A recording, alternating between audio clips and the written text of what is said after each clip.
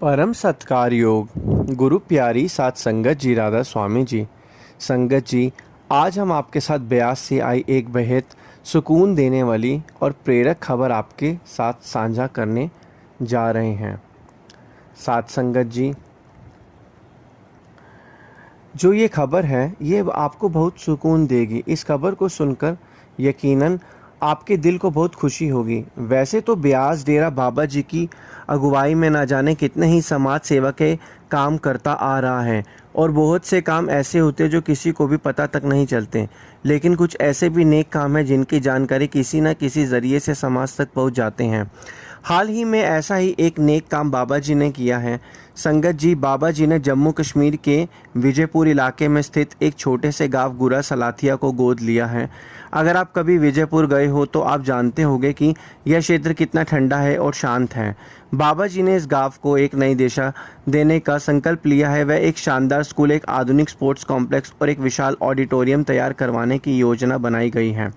हमें यह जानकारी जिन्होंने बताई, उन्होंने बताया कि बाबा जी ने इस गांव के विकास के लिए बहुत बड़ी राशि समर्पित की है और यह रकम कितनी है इसका कोई अंदाज़ा नहीं लगाया जा सकता, क्योंकि ना तो यह किसी दिखावे के लिए है और ना ही प्रचार के लिए। जितनी आवश्यकता होगी उतना लगाया जाएगा और वो सिर्फ सेवा भावना से प्रेरित होकर। लेकिन संगत जी, हम अगर बात करें तो ऐसे प्रोजेक्ट में करोड़ों लगना कोई बड़ी बात नहीं है। संगत जी, इस सब भली बात जानते हैं कि बाबा जी जब भी किसी जन कल्याण से जुड़ते हैं उनका उद्देश्य किसी तरह के नाम या प्रसिद्धि को पाना नहीं होता। ऐसे नेक काम होंगे जो बाबा जी ने कर डाले और जिनकी भनक शायद बाबा जी के करीबी लोग और परिवार वालों को भी ना लगी हो। लेकिन जब कभी ऐसी कोई बात किसी ज़रिए हमारे सामने आ ही जाती है तो सत्संगी दिलों को कहाँ चैन पड़ता है। हम तो तुरंत वो खुशी की बात अपने प्रियजनों और संगत से बांट लेते हैं। यही तो फ़र्क होता है सच्चे महापुरुषों और हम साधारण लोगों में। सच्चे संत हजम करना जानते हैं, जबकि हम लोग ढोल पीट कर खुशी हासिल करना चाहते हैं। एक और अहम बात जो आपको ज़रूर बतानी है वह यह है कि स्कूल, ऑडिटोरियम और स्पोर्ट्स कॉम्प्लेक्स ब्यास की संगत या संस्था के किसी निजी हित के लिए नहीं बनाया जा रहे। यह सब गांव के बच्चों और वहां के निवासियों के लिए हैं, ताकि वह पढ़ाई और खेल में तरक्की कर सकें, अच्छा वातावरण पा सके। और संगत जी, ये पहली बार नहीं है कि डेरा ब्यास ने समाज की भलाई के लिए ऐसा कोई कदम उठाया हो। इससे पहले भी बाबा जी पंजाब के कई इलाकों में ज़रूरतमंदों के लिए स्कूल और अन्य सुविधाएं बनवाकर समाज को कुछ लौटाने की सेवा कर चुके हैं। और जैसा कि हमने कहा, ऐसे कितने ही काम होंगे जो बाबा जी ने बिना किसी को बताए कर डाले होंगे। ब्यास और बाबा जी कभी इन कार्यों का प्रचार प्रसार नहीं करते, ना किसी अखबार में खबर छपती है, ना कोई शोर शराबा होता है। सेवा करने वाले सेवादार भी वहाँ पूरे मन और निष्ठा से जुटे होते हैं। यही तो वजह है कि डेरा ब्यास की मिसाल दी जाती है, क्योंकि ये संस्था सच मायनों में सेवा और परमार्थ को जीती है। पिछले महीने भारत पाकिस्तान के तनाव में भी बाबा जी आगे आए तो जम्मू कश्मीर के सभी सेंटरों को युद्ध प्रभावित लोगों के लिए खोल दिया था, जहां लंगर, लोगों के रहने और दवाइयों की सुविधा करवाई गई थी। लेकिन बाबा जी ना तो किसी भी न्यूज़ चैनल पर या ना किसी अखबार में इस चीज़ का प्रचार करते हैं और संगत को भी यही सिखाते कि अगर दूसरों की मदद करते टाइम दिखावा किया तो ऐसी मदद या दान किसी काम का नहीं रह जाता।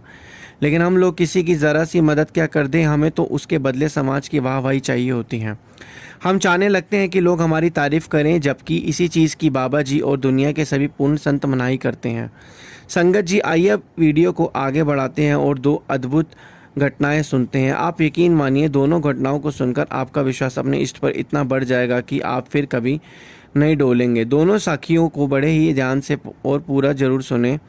संगत जी, ये साखी एक ऐसे आदमी की है जो बेहद गरीब था। उसकी हालत इतनी ख़राब थी कि 2 वक्त की रोटी जुटा पाना भी उसके लिए किसी युद्ध से कम ना था। एक दिन किसी ज्ञानी महापुरुष ने उससे कहा कि पिछले जन्म में वह एक राजा था। उस राजा ने अपनी प्रजा पर अन्याय किए थे, किसी की ज़मीन छीन ली, किसी पर अनावश्यक टैक्स लगाए और अपने खजाने भरता गया। लेकिन जब मृत्यु आई तो सब कुछ यहीं छूट गया। अब इस जन्म में उसे अपनी पिछली करनी का फल भुगतना पड़ रहा था। उस ज्ञानी ने कहा कि ईश्वर ने जिस भाग्य में जो लिखा है वो उसे भोगना ही पड़ेगा। सुख दुख सब उसी लेख में बंधे हैं और खुद भगवान भी अपने लिखे को नहीं बदल सकते। यह सुनकर उस गरीब आदमी ने मान लिया कि उसकी गरीबी उसकी नियति है और अब यही उसका जीवन रहेगा। लेकिन एक दिन जब वह भूख से बेहाल इधर उधर भटक रहा था तो उसकी नज़र बाबा जी के एक सत्संग भवन पर पड़ी। वहाँ लंगर चल रहा था और भूखा होने के कारण वह आदमी भीतर चला गया। भोजन करते करते उसके कानों में जो थी, जब वह लंगर कर रहा था तो, और जब भोजन वो कर रहा था तो उसके जो कानों में जो थी सत्संग की आवाज़ें पड़ी और सत्संग की बातें उसके दिल को छू गई। इसके बाद वह रोज़ सत्संग आने लगा और पूरी श्रद्धा से सत्संग सुनने लगा। वह सत्संग भवन में सेवा करने लगा और कुछ ही दिन के बाद उसको नामदान की अर्जी भी दे दी और बाबा जी की भी ऐसी कृपा हुई कि उसको नामदान भी मिल गया। जैसे जैसे समय बदला उसके हालत भी बदले, उसकी गरीबी दूर होने लगी और उसका जीवन संवरने लगा। कई साल बाद एक सत्संग में उसने बाबा जी से निवेदन किया कि वह एक सवाल पूछना चाहता है। बाबा जी ने स्नेह से कहा, पूछो बेटा जो पूछना है। उस आदमी ने कहा, बाबा जी आपने सत्संग में कहा था कि हर प्राणी को अपने कर्मों का फल भोगना ही पड़ता है। जो भाग्य में लिखा है वही मिलेगा और वही समय पर मिलेगा, ना एक पल पहले ना बाद में। फिर मेरी किस्मत में जो इतनी गरीबी लिखी थी वह कैसे बदल गई? बाबा जी मुस्कुराए। उन्होंने एक सेवादार को पास बुलाकर एक सादा कागज, एक मोहर और स्याही मंगवाई। बाबा जी ने मोहर दिखाकर पूछा, बेटा बताओ इस पर अक्षर सीधे हैं या उल्टे? सत्संगी ने कहा, बाबा जी अक्षर तो उल्टे हैं। फिर बाबा जी ने मोहर को स्याही में डुबोया और कागज पर छाप लगा दी। अब बाबा जी बोले, अब देखो अक्षर सीधे हैं या उल्टे? सत्संगी ने देखा और कहा, अब तो अक्षर सीधे हैं। बाबा जी ने कहा कि बिल्कुल ऐसा ही बेटा, जैसा इस मोर की छाप स्याही होने पर हो सीधी हो गई। और जब इंसान ज़िंदगी में सच्चा सतगुरु आ जाता है और वह सतगुरु की शरण में आकर सच्चे दिल से सेवा करता है तो सतगुरु चाहे तो उसका भाग्य भी सीधा कर सकते हैं। संत महापुरुष की यही शक्ति होती है कि वह अगर चाहे तो भगवान का लिखा भी बदल दें। बाबा जी की बातें सुनकर वो भाई बहुत हैरान हुआ और एक दिन किसी कमाई वाली बुजुर्ग अम्मा ने उसको बताया कि ब्रह्मा जी ने जब वेदों की रचना की थी तब उनके हाथ में कुछ स्याही बच गई थी। वह स्याही लेकर भगवान विष्णु जी के पास पहुंचे और पूछा कि इसका क्या करें। भगवान ने कहा, इन संतों को दे दो। मैंने कर्मों के हिसाब से सबकी किस्मत लिख दी है। मैं भी चाहूँ तो इसे नहीं बदल सकता, पर अगर कोई सच्चा संत चाहे तो मेरा लिखा भी बदल सकता है। संगत जी, इसीलिए हर सत्संग में यही समझाया जाता है कि खुद को सतगुरु को सौंप दो, सतगुरु पर अटूट विश्वास रखो और उनके बताए रास्ते पर चलो। जब हमारा विश्वास और हमारा प्रेम गहरा होता है तो मालिक की रहमत अपने आप बरसने लगती है। बाबा जी हमें नाम की बख्शीश देकर अपनी मोहर लगा चुके हैं। हम सचमुच बहुत भाग्यशाली हैं कि हमें उनके चरणों की शरण मिली है। हर पल मालिक का धन्यवाद करना चाहिए कि उन्होंने हमें ऐसी संगत बख्शी जहाँ मालिक की कृपा की बातें होती हैं और हर क्षण हमें उनकी मौजूदगी का एहसास होता है। आइए विश्वास से भरी एक और अद्भुत साखी सुनते हैं। बहुत समय पहले की बात है, एक विशाल राज्य में एक न्यायप्रिय और धर्मनिष्ठ राजा राज करता था। उसका जीवन धर्म और सच्चाई की मिसाल था। रानी भी परम भक्त और साध्वी स्वभाव की थी। उनके जीवन में हर सुख था, बस एक कमी थी, उनके घर में संतान का जन्म नहीं हुआ था। इस कमी को पूरा करने के लिए उन्होंने हर मुमकिन उपाय किया, मन्नतें मांगी, यज्ञ कराए, पूजा पाठ हवन और जितने भी धार्मिक अनुष्ठान कोई सुझा सकता था वह सब कर डाले, लेकिन संतान का सुख फिर भी उनके नसीब में नहीं लिखा था। समय बीतता गया, दोनों की आयु ढलने लगी और अब गद्दी का कोई वारिस न होने पर हर वक्त डर हर वक्त उनके दिलों को बेचैन करता रहता था। एक दिन दरबार में एक तांत्रिक आया। उसने राजा को से कहा, महाराज अगर आप पुत्र सुख चाहते हैं तो किसी नन्हे बालक की बलि देनी होगी, तभी रानी की कोख भरेगी। यह सुनते ही राजा का दिल कांप उठा। उसके चेहरे पर गुस्से की लहर दौड़ गई। वह गर्ज कर बोला, क्या अनर्थ की बात करते हो? भला मैं अपनी संतान के लिए किसी मासूम की जान कैसे ले सकता हूँ? यह पाप का बोझ मैं अपने सर पर कभी नहीं लूँगा। राजा की बात सुनकर दरबार में सन्नाटा छा गया, लेकिन कुछ मंत्री राजा को समझने लगे। मंत्री बोले, महाराज ये बलि आपके लिए नहीं, राज्य की भलाई और प्रजा के भविष्य के लिए है, आवश्यक है। अगर गद्दी खाली रह गई तो राज्य का क्या होगा?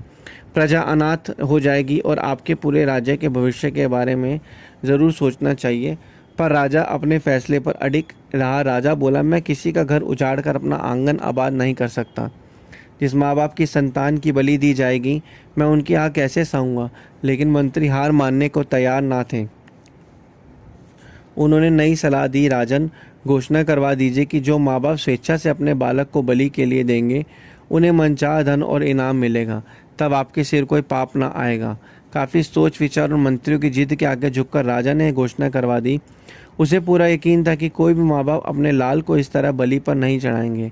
उसी राज्य में एक गरीब किसान अपने परिवार के साथ रहता था। उसके 7 बेटे थे। 6 बेटे मेहनत मजदूरी करते थे, लेकिन सबसे छोटा बेटा अक्सर एकांत में बैठकर सदगुरु का नाम जपा करता, भजन करता। माँ बाप को लगता कि ये सबसे छोटा बेटा ना काम करता ना कोई कमाई करता है। उनके मन में लोभ जागा। उन्होंने सोचा, अगर इसी को राजा को देते तो ढेर सारा धन मिलेगा और हमारी गरीबी दूर हो जाएगी। वह उस मासूम बच्चे को लेकर महल की ओर चल पड़े। रास्ते में बालक ने पूछा, पिताजी हम कहाँ जा रहे हैं? पिता ने बेरुखी से जवाब दिया, तुझे बलि देने ले जा रहे हैं। नन्हा बालक मासूमियत से बोला, बलि क्या होती है पिताजी? पिता ने कहा, तेरा सिर काटा जाएगा और इसके बदले हमें बहुत सारा सोना मिलेगा। यह सुनकर वह मासूम अपने पिता को देखता रह गया और सोचता रहा कि जिसने मुझे जन्म दिया वही आज मेरी मौत का सौदा कर रहा है। लेकिन वह चुप रहा और बिना कुछ कहे उसके साथ चलता रहा। जब वह राजा के दरबार में पहुंचा तो राजा ने उस छोटे से बालक को देखा। उसकी मासूमियत, उसकी नन्ही उम्र देखकर राजा की आंखें भीग उठी। उसका दिल कांप उठा। उसने प्यार से पूछा, बेटा क्या तू अपनी मर्जी से आया है? क्या तू जानता है कि तुझे क्या लाया गया है? बालक ने कहा, महाराज मैं जानता हूँ कि मेरी बलि दी जाएगी और मैं अपनी मर्जी से आया हूँ। यह सुनकर राजा का दिल अंदर से हिल गया, लेकिन राज्य और मंत्रियों के दबाव में उसने बलि की तारीख तय करवा दी। घोषणा हो गई कि इस दिन बालक की बलि दी जाएगी। निर्धारित दिन जन समूह दरबार में उमड़ पड़ा। कसाई भी वहाँ मौजूद था। राजा की आंखें नम थीं। रानी का दिल भी घबराया जा रहा था। सबकी सांसें थमी हुई थी। राजा ने फिर पूछा, बेटा कोई अंतिम इच्छा है? बालक ने कहा, महाराज मैं थोड़ी देर खेलना चाहता हूँ। राजा ने तुरंत आदेश दिया कि जो चाहिए बालक को दिया जाए। बालक ने गीली मिट्टी मंगवाई। सैनिक मिट्टी लेकर आया। बालक ने 4 मिट्टी की छोटी छोटी ढेरियां बनाई। फिर पहली ढेरी के पास आ गया, कुछ बोला कि पैर से उसे गिरा दिया। दूसरी ढेरी के पास गया, वहाँ भी वह किया। तीसरी के पास भी वह किया, लेकिन जब चौथी ढेरी के पास पहुंचा तो वह घुटनों के बल बैठ गया। उसने ढेरी से लिपट कर कुछ कहा, मगर उसे गिराया नहीं। पूरा राज्य उसी दृश्य को सांस रोके देख रहा था। सभी के सभी आंखों में हैरानी थी। आखिर ये नन्हा बच्चा कैसा अजीब सा खेल खेल रहा है। कुछ देर तक वो बच्चा चुपचाप चौथी मिट्टी की ढेरी के पास बैठा रहा। फिर धीरे धीरे उठ खड़ा हुआ। उसने एक बार राजा की ओर देखा और बड़ी सरलता से बोला, महाराज अब आप अपना काम कर सकते हैं। मेरी बलि जो है वो दे दी जा सकती है। अब आप जो है मेरी बलि जो है दे सकते हैं। यह शब्द सुनकर राजा के आगे झलक उठी। उसने कांपती आवाज़ में पूछा, बेटा यह बात तो सही है कि यह खेल तूने क्यों खेला? तूने 3 मिट्टियों की ढेरी को तो लात मारकर गिरा दिया, मगर चौथी को क्यों नहीं दिया? सच सच बताना, मैं जानना चाहता हूँ। बालक कुछ देर चुप रहा, फिर बोला, राजन इसको आपको क्या लेना देना? आप तो बस अपना काम पूरा कीजिए। लेकिन राजा की जिज्ञासा शांत ना हुई। उसने आग्रह किया, नहीं बेटा मैं सच में जानना चाहता हूँ। तूने जो खेल खेला उसका अर्थ मुझे बता। तब वह बालक बोला, महाराज हर किसी का जीवन कुछ सहारों पर टिका होता है। मेरे जीवन भी 4 सहारे थे। पहली मिट्टी की ढेर मैंने अपने माता पिता के नाम बनाई थी। मन में उनसे प्रार्थना की थी कि माँ बाप मेरी रक्षा करेंगे, मगर फिर भीतर से एक आवाज़ आई, यही तो मुझे यहाँ लाए। जिनसे आसरा था वही आस मेरी मौत का कारण बन गए। यह सहारा तो टूट गया, इसलिए मैंने पहली डेयरी गिरा दी। फिर बच्चा आगे बोला, दूसरी डेयरी आपके नाम की थी। मैंने सोचा मेरा राजा मेरी रक्षा करेगा। प्रजा की रक्षा करना राजा का धर्म होता है।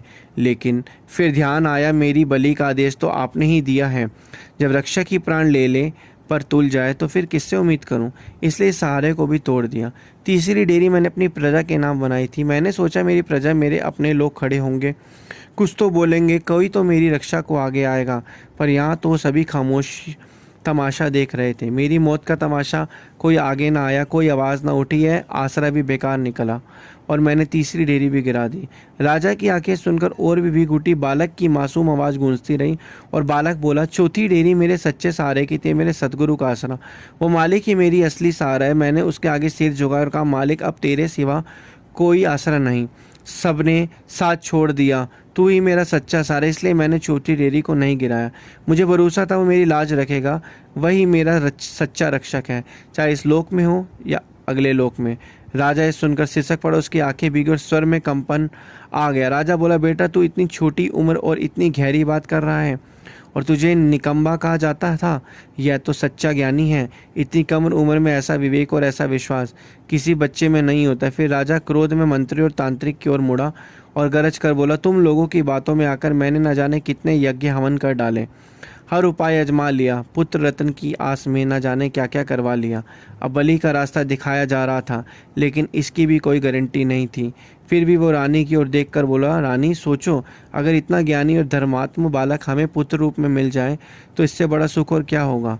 क्यों ना इसे अपना ही बेटा मान ले, इसी उत्तराधिकारी बना दे। रानी की आंखें से भी खुशी के आंसू बह निकले। उसने तुरंत कहा, हाँ महाराज, इससे बढ़कर हमें और क्या चाहिए। राजा ने उसी क्षण ऐलान कर दिया, अब कोई बलि नहीं दी जाएगी। यह बालक आज से मेरा पुत्र है, मेरा उत्तराधिकारी है। पूरा राज्य आनंद से झूम उठा। बालक दौड़कर मिट्टी की उस चौथी डेरी से लिपट गया।